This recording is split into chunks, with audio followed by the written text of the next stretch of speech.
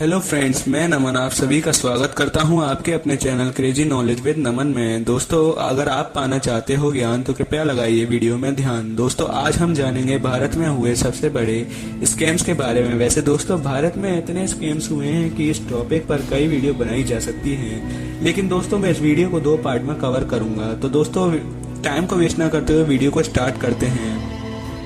Scam number 1, ABG shipyard scam. ABG shipyard एक company है जो एबीजी ग्रुप से जुड़ी हुई है और 1958 से शिप बिल्डिंग और रिपेयर का काम कर रही है।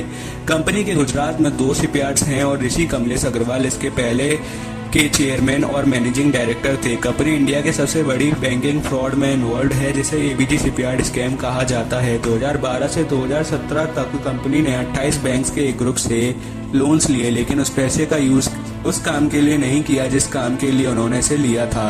कंपनी ने 2008 में फाइनेंशियल क्राइसिस के कारण हुई ग्लोबल प्रॉब्लम के टाइम भी लोन्स लिए थे, जिसके कारण माल और कार्गो की डिमांड और प्राइस में गिरावट आई थी। इससे शिपयार्ड इंडस्ट्री पर बुरा असर पड़ा। बाद में 2014 में स्टेट बैंक ऑफ इंडिया ने कॉर्पोरेट डेब्ट रिस्ट्रक्चरिंग स्कीम के तहत कंपनी को दिए गए लोन्स के सुधार करने का फैसला लिया। जैसे कंपनी ग्लोबल फाइनेंशियल क्राइसिस का कारण पैसों की तंगी फेस कर रही थी, वैसे ही वो इंस्टॉलमेंट्स का पेमेंट नहीं कर सकी, जिसके कारण इसे नॉन परफॉर्मिंग एसेट बता दिया गया। इसके रिजल्ट में एसबीआई ने फ्रॉड पहचाना और जनवरी 2019 में कंप्लेंट फाइल की।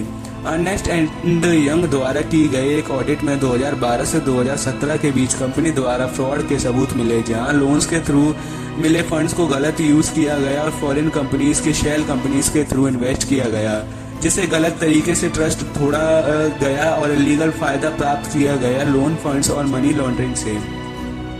फरवरी 2022 में सीबीआई द्वारा एक पहली इंक्वायरी फाइल की गई थी। एसबीआई द्वारा फाइल कंप्लेंट पर क्लैरिफिकेशन मांगने के बाद इस पर एक्शन लिया गया। Scam number 2, Nirav Modi PNB bank fraud. इसे इंडिया का सबसे बड़ा कॉर्पोरेट स्कैम माना जाता है, जो देश की पूरी बैंकिंग सिस्टम को हिला दिया। फेमस डिजाइनर और ज्वेलर नीरव मोदी इस स्कैम में मेन एक्यूज्ड हैं। जनवरी 2018 में नीरव मोदी की कंपनी 5 स्टार डायमंड्स ने पंजाब नेशनल बैंक की ब्राडी हाउस ब्रांच से बायर्स क्रेडिट के थ्रू लोन्स लेकर कंट्री भर में बढ़ाव और उड़ान भरने शुरू कर दिया। ये ब्रांच एक्सपोर्टर बैंक के रूप में काम करती थी। लेटर ऑफ अंडरटेकिंग जो बैंक गारंटी के रूप में काम करता है, जो किसी पर्सन को किसी और बैंक की फॉरेन ब्रांच से पैसा बोरो करने की परमिशन देता है और बोरोवर द्वारा डिफॉल्ट के केस में लोन अमाउंट का पेमेंट करने के लिए जिम्मेदार होता है। यूजुअली सिक्योरिटी या कैश मार्जिन मांगता है। फॉरेन बैंक से लोन लेने के लिए बायर्स क्रेडिट मांगने वाले ऑफिशियल्स ने दावा किया कि उन्हें पहले बिना किसी मार्जिन के बायर्स क्रेडिट दिया गया था। तब से बायर्स क्रेडिट लेने के लिए दिए जाने वाले लेटर ऑफ अंडरटेकिंग, जो कि एक शॉर्ट टर्म लोन है, फ्रॉडेंटली दोबारा दिए गए, क्योंकि letter of undertaking for diamonds ने अपनी normal validity of only 90 days को पार कर दिया था। गलत ऑडिट कुछ मिली भगत वाले ऑफिशियल्स और शेल कंपनीज के उसे रिजल्ट में जब लेटर ऑफ अंडरटेकिंग दिया जाता है फॉरेन बैंक से पैसा बोरो करने के लिए, तो Swift society of world wide interbank financial telecommunication, जो बैंक्स अक्रॉस द वर्ल्ड के लिए एक मैसेजिंग नेटवर्क है, थ्रू मैसेज चला जाता है, लेकिन ये बैंक की कोर बैंकिंग सिस्टम में एंटर नहीं किया गया था। इन लेटर ऑफ अंडरटेकिंग के बेसिस पर पैसे पीएनबी के नेस्ट्रो अकाउंट में ट्रांसफर होते रहे, जो फॉरेन करेंसी में एक अकाउंट है। जब लेटर ऑफ अंडरटेकिंग दिया जाता है फॉरेन बैंक से पैसा बोरो करने के लिए, तो उन्हें अलर्ट हो जाता है। कोर बैंकिंग सिस्टम में एंटर ना करने वाले लेटर ऑफ अंडरटेकिंग फ्रॉडेंटली देने का रिजल्ट ये स्कैम हुआ।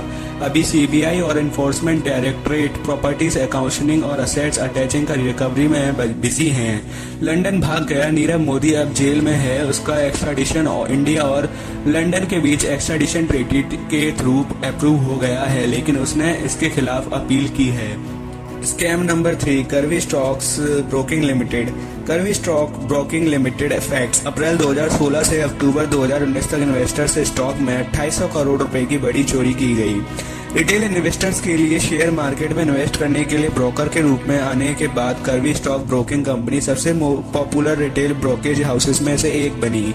इसकी पॉपुलरिटी और फास्ट ग्रोथ के कारण इन्वेस्टर ने स्टॉक ट्रेडिंग और अपने स्टॉक को डीमेट अकाउंट्स में कन्वर्ट करने के लिए करवी को चूज किया। कंपनी के ट्रस्ट में उनके द्वारा इन्वेस्ट की गई सिक्योरिटीज के यूज इन्वेस्टर्स का इन्फो या कंसेंट के बिना बैंक से कई लोन्स लेने के लिए फ्रॉड से किया गया और उनके द्वारा दिए गए पावर ऑफ अटॉर्नी का मिसयूज किया गया।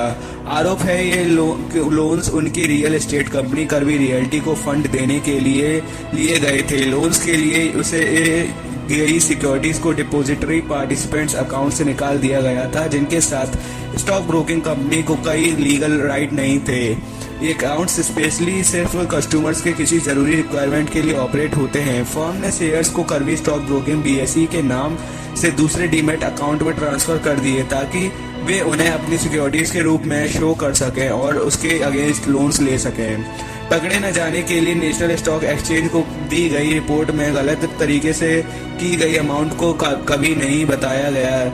हालांकि ये एक एस्टेब्लिश मार्केट प्रैक्टिस थी।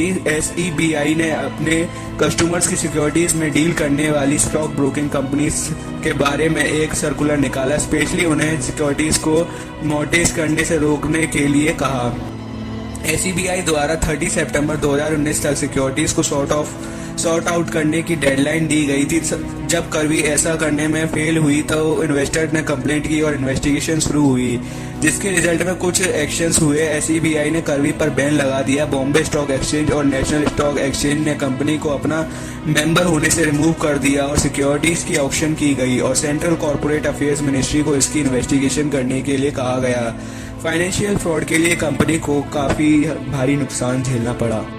दोस्तों, अगर आप ऐसी मज़ेदार और नॉलेजेबल वीडियो देखना चाहते हैं तो please like, share and subscribe to support us.